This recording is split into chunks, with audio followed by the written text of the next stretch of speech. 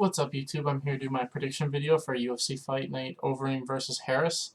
It's this Saturday, so let's start at the bottom. The first fight is Rodrigo, I can't say his last name, versus Dontel Mays. And to me, Rodrigo looks like he's primarily just a jiu-jitsu guy. I mean, if he can get Dontel to the ground, he might win, but I think Dontel's the much better striker, and I also think he's the much more athletic fighter overall. I think if Dontel just works on his takedown defense, he should be fine. I mean, he looked really good against the Cyril Asker, or Cyril Gain, I mean. And, I mean, I thought he looked really solid in that fight, even though he was losing towards the end. The first round and a half or so, he was doing really good. So I'm leaning towards Dontel. He's, to me, just the more athletic guy. As long as he just sticks to basic striking, he's doing too much fancy stuff in his last fight. I think he'll win by knockout in the first or second round. So I got Dontel winning by knockout. Next, we got Darren Elkins versus Nate Landwehr. And to me, Nate's pretty much just a striker. I think if Darren gets us to the ground, he's going to have a massive advantage. Nate really likes to pressure forward, and he does throw good combos, and he has good power, but I just think Darren Elkins' wrestling is going to be way too much in this fight. I think Darren's going to take him down, beat him up, and either win by decision or submission. Next is Courtney Casey versus Mara Romero, and to me, these two chicks are the same. The striker jiu-jitsu chicks, I just think Courtney Casey's the much physically stronger fighter overall. I think she hits harder, and I think she's just going to be more strong on the ground, like in the wrestling transitions. You're going to see her physical strength just beat out Mara's, and I think she's just going to win positional battles on the ground and either win by TKO or submission eventually, either in the second or third round. Next is Mike Davis versus Giga. Can't say his last name. This is two really good strikers going at it. I just think Giga's the much more seasoned striker of the two. I think Mike Davis, he likes to box technically, and I think that's just going to favor Giga. I think Giga's more diverse and just higher level of striking is going to give him the advantage. I think this fight's going to be a fun striking fight, but I think Giga's is going to edge out all 3 rounds and win a 30-27 decision. Next is Anthony Hernandez versus Kevin Holland, and Kevin Holland's so weird. I feel like he has a massive striking advantage over a lot of people that he fights, but his fights always end up going to the ground. And then they become these competitive back-and-forth jiu-jitsu matches just because he is good on the ground, but he gives people better chances of winning because he's just in these grappling wars. And this fight depends on Anthony Hernandez because Hernandez likes to fight both ways. He likes to grapple more and striking more. If it's on the feet, I'm giving Kevin the advantage. If it's on the ground, I give Hernandez the advantage. This fight's probably one of the closest fights on the whole card to call, but I'm just going to lean towards Kevin just because I feel like he has probably a slightly better advantage on the feet than Hernandez does on the ground. Like, on the ground, I think it's closer than if it's on the feet. So I'm leaning towards Kevin. I think he's going to win by knockout or TKO probably in the second round. Next is Matt Brown versus Miguel Beheza. And Miguel looks like a really good striker. I just think he hasn't fought a ton of really good people yet. I feel like this is probably going to be a really solid striking fight back and forth. But to me, the biggest X factor is if Matt takes this to the ground. I think his jiu-jitsu is way better than Miguel's. I feel like Miguel's basically just been fighting strikers. And, he has decent takedown defense. But I think Matt Brown, if he really tried to take him down, he probably could. And like I said, I think Matt Brown's jiu-jitsu is a lot better than Miguel's. So, I'm not sure if he'll do that. It could be a close striking fight the whole time. And it could go either way. But like I said, if Matt Brown needs to, I think he takes it to the ground and wins by submission.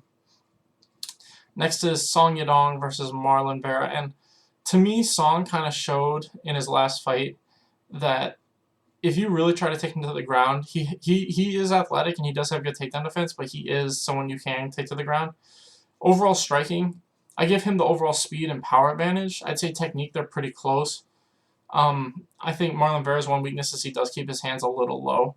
And that means he is absolutely possible he can get caught. Like, he's never been knocked out, but I think someone as fast and hits as hard as Song could definitely catch him. To me, I just feel like the much more likely scenario is it's a back-and-forth striking war, and eventually Song starts to slow down a little bit, and Vera, once he takes him down, is just going to be so dominant on top, he's going to get a submission. Like I said, I think it's either Song catches Vera early and knocks him out, or Vera wears him down, gets him to the ground in the third, and wins by sub. In my honest opinion, I think this is probably going to be fight of the night unless Song finishes him right off the bat. And I'm just leaning towards Vera weathering the early storm, this fight being back and forth, him getting it to the ground, and eventually winning by sub probably in the third. So I got Vera. Next is Eric Anders versus Krzysztof Jotko. And To me, this is just two really technical strikers going at it. I feel like Eric Anders is the much less technical striker. He just relies on his power a lot more often. To me, as long as Jocko doesn't get caught by a big shot, I think he can outpoint Eric Anders for 3 rounds. I think Jocko's just the more technical striker of the two. Eric Anders hasn't been using his wrestling very much recently. He really just wants to be a striker. I think he was better when he would mix up the wrestling and the striking. But yeah, if this is just a straight kickboxing match, I'm leaning towards Jocko to just land a little bit more every round and edge out the decision. Next, we got Dan Ige versus Edson Barboza, and this is a fight where if it was at lightweight, I'd probably edge towards Barboza, but at featherweight, I don't know what the weight cut is going to do to him. I think it's going to drain him too much if he can even make the weight. I never thought he was a small lightweight. I think Dan Ige, he might not be as fast as Barboza, and he might have some trouble taking him down, but Barboza has never had the greatest gas tank, and I think if Ige can kind of survive the first round, and Ige's never been finished, so I think as long as he's kind of pushing a pace, I think you're going to see Barboza slow down a lot come the second and third round, just in my personal opinion because of the weight cut. And I think that's what we're going to see. I think the first round, Barboza wins. Second, it starts to get more competitive. And then come the third, I think Ige is going to finish him with either ground and pound or submission. Next, we got Claudia Gadelha versus Angela Hill. And to me, even though Angela Hill's gone like 4-1 in her last 5, I feel like she's been fighting a lot of strikers. I don't think she's been fighting anyone as good at jiu-jitsu as Claudia is. Her last 2 losses were both chicks with good ground game. The one Chinese chick, even though I thought Angela beat the Chinese chick at least made it competitive with her wrestling. And then I can't remember her name, but the Canadian girl caught her in an armbar. And I feel like that's what might happen in this fight. I think if Claudia can get Hill down, and Hill has been taken down a lot in her career, I think Claudia's jiu-jitsu is just too good. I think she's going to catch her in a rear naked choke or an armbar. And this is how I have it. I think Claudia gets the first round takedown and eventually works her way to a dominant position and gets either a rear naked choker or an armbar submission.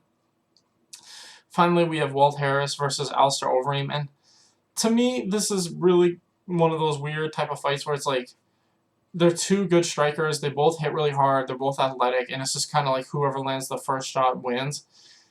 You know, with Overeem, it's always a conditioning thing. I feel like if he doesn't get tired, he usually can beat almost anybody. Walt Harris, I do think, has a similar problem. He does tend to gas a little bit. He hasn't done that as much. But that's mainly because he switched his style to just blitz at guys. That can go either way. I mean, if Overeem times it right, he can knock him out. I also think one of the biggest X factors is if Overeem does take this to the ground. I mean, his wrestling's not amazing, but when Overeem gets on top of guys, he does usually manage to stay on top because his jiu-jitsu is so good. For me, it's just tough. And, you know, unfortunately, Walt Harris, I think his daughter died, so, you know, I think that might be working against him. I don't know how focused he is for this fight because that just happened so recently. Normally, you know, I mean, it sucks, but this is the truth. I think it's an X factor that's going to be working against him. So I'm leaning towards Overeem. I think Overeem's just the slight, you know, I mean, the more polished kickboxer overall and the better grappler overall. So I'm leaning towards Overeem to get a finish probably in the first or second round. Anyway, thanks for watching, guys. Please like and subscribe.